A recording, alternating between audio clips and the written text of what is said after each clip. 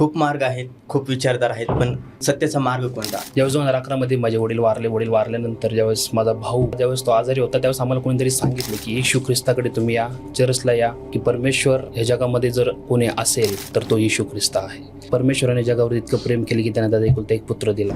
कारण की खूप सारे गैरसमज आहेत की येशू ख्रिस्त हा फक्त एका विशिष्ट धर्मासाठी, विशिष्ट जातीसाठी आलेला आहे. हे सगळ्यात मोठा गैरसमज आहे. येशू ख्रिस्त हा त्रिएक परमेश्वरापैकी एक आहे, जो की परमेश्वर पित्याचं उघड असं प्रेम जाहीर करण्यासाठी या जगामध्ये ते आले होते. तू तुझ्या अंतःकरणामध्ये विश्वास ठेवशील आणि तुझ्या मुखाने कबूल करशील की येशू हाच प्रभू आहे, आणि जर ते मरण आहे तर त्या मरणाला जिंकण्यासाठी कोणतरी असा हवा आहे जो त्या मरणावरती विजय मिळवू शकतो.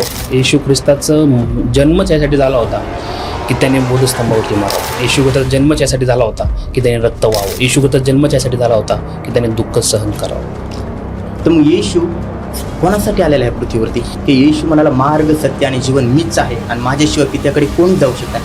मग दुसरा असा कोणता मार्ग नाही का? म्हणून गुड फ्रायडे महत्त्वाचा आहे की त्या दिवशी बऱ्याच गोष्टी घडलेल्या आहेत. तुम्हाला फक्त विश्वास ठेवणं गरजेचं आहे.